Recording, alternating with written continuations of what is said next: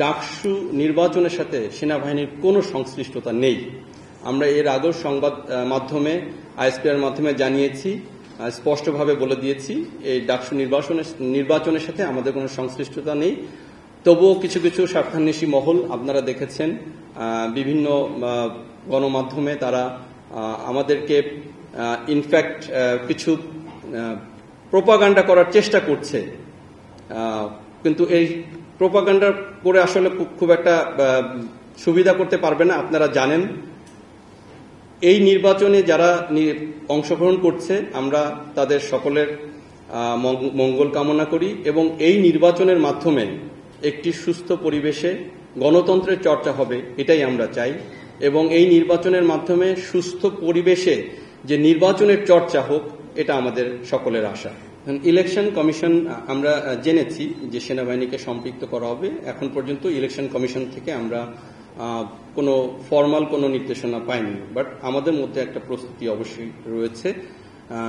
সামনের ইলেকশনে আমরা সেই প্রস্তুতি অনুযায়ী গ্রহণ করব। আমাদেরকে ইলেকশন কমিশন থেকে যে দায়িত্ব দেওয়া হবে সেই দায়িত্ব অনুযায়ী আমরা আমাদের দায়িত্ব পালন করব এবং সর্বোচ্চ পেশাদারিত্বের সাথেই সেনাবাহিনী তাদের সেই দায়িত্ব পালন করবে।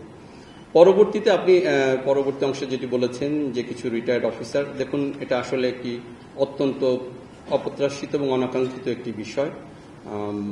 তো আপনারা বুঝতে পেরেছেন আসলে কে কি উদ্দেশ্যে এই প্রোপাগান্ডা বা মিস ইনফরমেশন, ডিসইনফরমেশন বিভিন্ন সোশ্যাল মিডিয়াতে দিচ্ছে।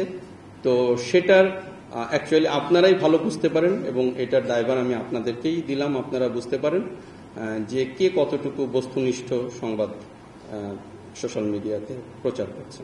দেখুন, ইলেকশনকে সামনে রেখে অবশ্যই বিভিন্ন আইনশৃঙ্খলা বাহিনী তাদের বিশেষ অভিযান পরিচালনা করছে। যে হারানো অস্ত্র ছিল আপনারা দেখেছেন, আমরা আমাদের ব্রিফিংয়ে কভার করেছি, অলমোস্ট মোর দ্যান 80% হারানো অস্ত্র উদ্ধার করা হয়েছে। এখনও যে 20% অস্ত্র বাইরে আছে সেগুলোর জন্য অভিযান চলমান আছে। আমরা আশা করছি যত দ্রুত সম্ভব এগুলো উদ্ধার করলে আমাদের অবশ্যই ইলেকশনকে একটি সুস্থ, নিরপেক্ষ এবং গ্রহণযোগ্য ইলেকশন করতে এটা সহায়তা করবে।